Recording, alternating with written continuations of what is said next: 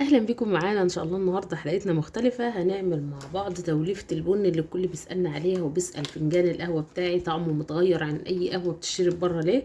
هقول لكم بالظبط ايه اللي انا بستخدمه وايه اللي بيخلي معايا القهوه بتاعتي طعمها حلو جدا ومميزه كمان.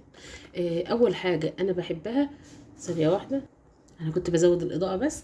القهوه تكون محوجه والتحويجه بتاعتها مش عاليه قوي. يعني ايه التحويجه مش عاليه قوي؟ يعني انا لما بجيب كميه بن، ما بحبش يكون فيها بن محوج اللي فيه. بحب البن المخصوص ده يبقى حاجه بسيطه خالص، مش شرط الماركه خالص بالنسبه لي، يعني اي ماركه انت حباها مفيش مشكله. المهم يكون البن بتاعها ناعم كويس، لان في بن خشن شويه ما بدنيش الفوم اللي انا عايزاه. الهيل اللي هو الحبهان لازم يكون الكميه بتاعته قليله شويه، يعني يبقى التحويجه مش باين فيها الهيل قوي. فانا بحب الهيل يكون كميته بسيطه في القهوه، فبيديني طعم حلو وفي نفس الوقت محوجه وفي نفس الوقت مش طعمها شاذ قوي ولا حاجه. تمام. فانا معايا بن فاتح ووسط. انا يعني ما بفضلش البن الغامق قوي، فجبت حاجه بسيطه خالص لسه فايضه عندي يعني. فجبت واحد فاتح وواحد وسط، ده نص وده نص. كميه كبيره جدا هتقولوا لي ممكن تستخدمي اللي هي العلب الصغيره اللي زي دي، فاهميني؟ يعني تجيبي تمن وتمن، اللي هو الفاتح والوسط، تمن وتمن. وتجيبي حبه صغيرين بقى، ممكن تجيبي تمن وتعين تاخدي منه جزء والباقي تسيبيه لبعدين، يعني لتاني مره هتيجي تحوجي بيها البن بتاعك. تمام. كميه البن المحوج تبقى اقل من النص، يعني مثلا لو انا هستخدم نص كيلو ممكن تستخدمي اقل من ربع اللي هو التمن، يعني اقل من نص البن المحوج. وهتبقى قهوه حلوه كده وطعمها حلو، وفي نفس الوقت قلب على فرنسي شويه، اللي هي القهوه اللي باللبن البودر. اللبن البودر ده بودي القهوه في حته تانية خالص، وبيدي لها طعم حلو وبيدي لها كمان فوم حلو قوي. تمام. هفضي القهوه اللي انا شارياها كلها اهي. القهوه دي انا جايباها من بالقاس. انا جايبه نصين، نص فاتح ونص وسط، ما جبتش غامق خالص لان عندي شويه صغيرين غامقين هوريهم لكم. وممكن ما تستخدميش الغامق خالص، يعني الفوم بتاعك بتتحكمي فيه والطعم بتاع القهوه من حبايه البن بس. يعني ماركه ابو عوف كويسه جدا ومحترمه، يعني من الماركات الحلوه، فانا بستخدمها. وفيه النجار وفيه اللي هو عبد معبود وفيه انواع كتير قوي. بس مش عايزه اسيب ولا حبايه بن لان البن غالي جدا يعني الصراحه. التحويجه دي انا بعملها من السنه للسنه او حسب ما بتخلص عندي، فبما ان عندي سحب على القهوه ف بستخدمها كتير، يعني بعملها كده واحطها في البرطمانات. فبما ان كان عندنا شغل الدور اللي فات في المطبخ، القهوه خلصت من عندي، فعملت اشتريت البرطمان جاهز، الكيس زي ده جاهز، فضيته وبقيت استخدم منه. فالقهوه ما كانتش حلوه زي ما انا متعوده اعملها دايما في كل مره. شايفين ده لونه عامل ازاي؟ هفضي جنبه اهو، في فرق في اللون صح؟ لان ده وسط وده فاتح اهو. انا مقلبه بس في الصينيه الكبيره دي عشان الكميه كبيره. وده خدت منه تمن اللي هو 125 جرام. زي ما قلت لك، لو انت هتعملي كميه بسيطه مثلا مش هتعملي كتير، هاتي تمن فاتح وتمن غامق، وهاتي تمن محوج ما تحطوهوش كله، حطي منه تلته تلته بس انا هحط ده طبعا كله لان انا عايزه الكميه بتاعتي ما شاء الله كيلو، وممكن كيلو وربع كمان. هفضل اللي في البرطمان. حتى شايفين المحوج ده لونه فاتح. الهيل بيديله طعم حلو بس بيبقى النكهه بتاعته قويه قوي، فمش كل الناس بتحب القهوه بالمحوجه. مش كل الناس بتحب القهوه محوجه، خلي بالكم من النقطه دي. وفي ناس بتحبها، حتى اللي ما بيحبش القهوه محوجه هيحبها لان الكميه بتاعتها بسيطه. تمام. اديني كده فضيت كل كميه البن اللي عندي. هعمل لكم دلوقتي كمان فنجان بن كده يستاهل بقكم.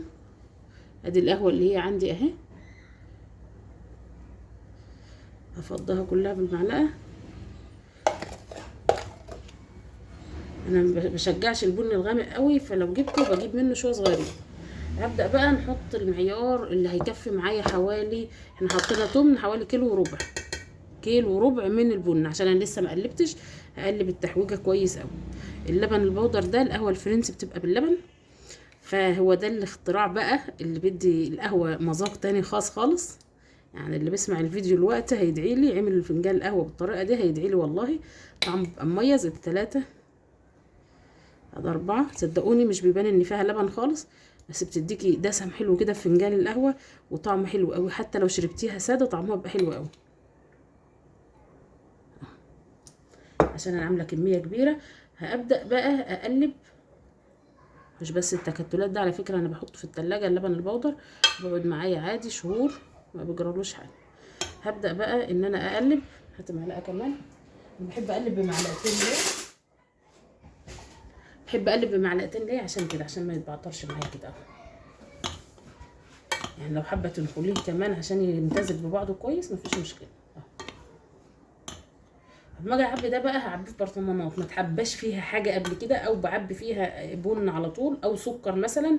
انما ما اجيبش مثلا برطمان مكان ينسون واحط فيه، او كراويه، او اللي هي السبع حبات، او حلب، او الحاجات اللي هي طعمها متغير عن القهوه فتغير معانا نكهه القهوه. برطمان لا اما مكان سكر مثلا، لا اما برطمان يكون فاضي ما استخدمش الا للقهوه. يعني ده لسه ما استخدمتوش خالص اهو، هحط فيه. وعندي برطمانات كانت مكان سكر برضو مفيش فيها مشكله، لان كده كده احنا بنعمل البن بالسكر، فبالنسبه لي مفيش مشكله. خلي بالكم من الحته دي، لان انا غلطت الغلطه دي قبل كده وانا بعمل تحويجه الشاي بتاعتي. برضو ما بحبش اشرب الشاي على طول من البرطمان مره واحده كده، بعمل له تحويجه بتديله طعم حلو قوي. تمام. هقعد اقلب فيه كده لو 3 4 5 دقايق لغايه اما يمتزج كويس. اهم حاجه يمتزج كويس قوي. وبعد كده هنبدا نعبيه ونعمل احلى فنجان قهوه مع بعض. ادي عملت معايا البرطمان ده والبرطمان ده، دولت خلاص هكتب عليهم بن، يعني خلاص هحطهم على جنب. وكل ما البرطمان اللي انا بستخدم فيه يخلص هستخدم، هفضي من البرطمان الكبير فيه ده بتاع اللي هو القهوه، كاتبه عليه حتى قهوه اهو. ومعايا المعيار ده كنت شاريه زمان في علبه، فما استغنيتش عنه. المعيار ده يا دوبك على قد فنجان. تمام. فالمعيار ده بحطه لما ببقى معايره فنجانين، بحط معيارين. انا معايا ميه على النار اهي. هنعمل بقى احلى، بس يا نوب، احلى فنجان بن. ده واحد، طبعا ده فنجان دبل يعني كبير. هحط السكر بقى حسب ما انت حابه مظبوط، حبه على الريحه، حبه عالي السكر اللي هو زياده، حبه ساده خالص زي ما انت حابه. بس الفنجان اللي الساده ما بتحطيش سكر. الفنجان المظبوط معلقه صغيره خالص على قد فنجان القهوه، يبقى كده مظبوط. على الريحه بتحط نص معلقه. تمام. فانا هخليه مظبوط زي ما قلت لكم. ده فنجان دبل. هنقلب ونحط على النار. بصوا بقى انا هحطه، شايفين؟ عايزه اوريكم بس الفوم. شوفوا احنا لسه ما ولعناش النار والفوم بدا يظهر اهو. شويه قهوه هتشربيهم وهتدعي لي. التحويجه دي خطيره خطيره خطيره. انا مش هقلبه كتير، انا هقلبه بس اما احس ان خلاص يعني المعلقه ما عادش فيه رواسب تحت خالص كده، يبقى تمام قوي. اشيل المعلقه خالص. خدي يا نجا احطها في الحوض، ما عادش ليها اي لازمه، هتفضل على كده. هجهز الفنجان بتاعي وفنجان وكوبايه الميه ونشوف هنعمل ايه. شوفوا يا جماعه اهو، انا ما بستناش القهوه بتاعتي تغلي، يعني قبل الفوران هطفي عنها. شايفين بدات تعمل ازاي اهي؟ رفعت من الجنوب اهي اهي.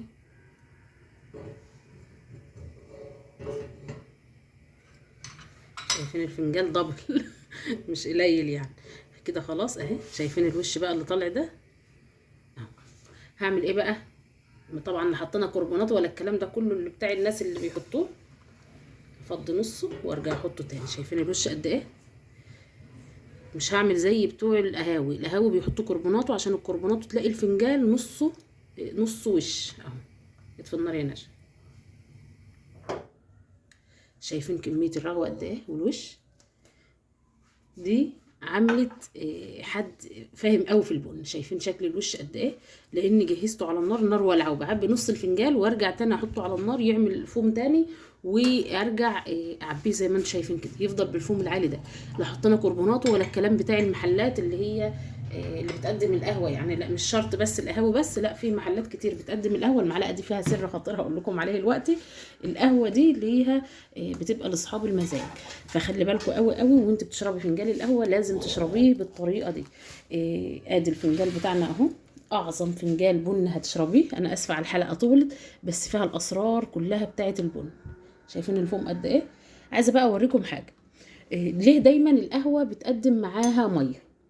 لان الميه القهوه بيبقى فيها رواسب بتاثر على الكلى وعلى القلب وعلى الكبد. فاحنا بنعمل حاجه بسيطه خالص، بناخد نقطه صغيره من الميه اهي، نقطه، شايفين، ونحطها على القهوه وهي سخنه. بتعمل ايه بقى؟ بترسب الرواسب بتاعه البن، رواسب البن كلها بترسى تحت عبال ما القهوه تهدى شويه دقيقتين وتشربي منها. تبقى الرواسب كلها في ارضيه الفنجان، تشربي اطعم فنجان قهوه وهيبقى صحي كمان وهتدعي لي. جربي التوليفه دي هتعجبكم قوي، بس محتاجه منكم بس تكتبوا لي كومنت حلو وتصلوا على الرسول في التعليقات، ويا ريت بس تشيروا الفيديو مع اصدقائكم، وكمان تعملوا لي لايك عشان الفيديو ينتشر. الى اللقاء يا احلى عيله في الدنيا.